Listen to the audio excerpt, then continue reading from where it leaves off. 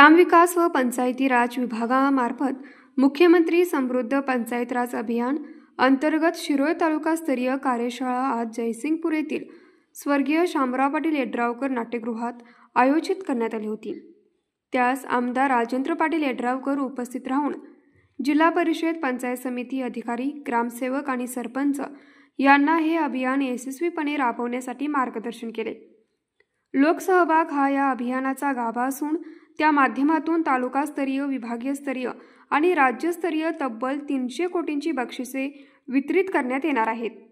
17 September ते 31 डिसेंबर दरम्यान हे अभियान संपूर्ण राज्यभर राबवलं जाणार आहे।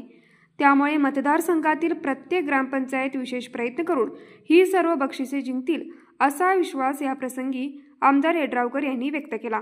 या कार्यशाळेत गट विकास अधिकारी नारायण घोलप, सहाय्यक गट विकास अधिकारी मुकेश सजगाने, तालुका आरोग्य अधिकारी डॉक्टर पांडुरंग खटावकर, पाणी पुरवठा उपअभियंता सुनील लोहार, बांधकाम उपअभियंता प्रदीप दुपरे, गट शिक्षणाधिकारी भारती कोळी, कृषी अधिकारी दीप्ती बावधनकर, पशुधन विकास अधिकारी पल्लवी कुरुंदकर, जिल्हा परिषद, पंचायत समिती सर्व अधिकारी, शिरोळ तालुक्यातील सर्व सरपंच आणि ग्रामसेवक उपस्थित होते। न्यूज मराठी 24 कोल्हापूर। हे आहे गोकुळचं श्रीखंड, अगदी जिभेवर रेंगाळणार। जिभेवरच नाही तर मनावरही रेंगाळणार। गोकुळ श्रीखंड, मनावर रेंगाळणार।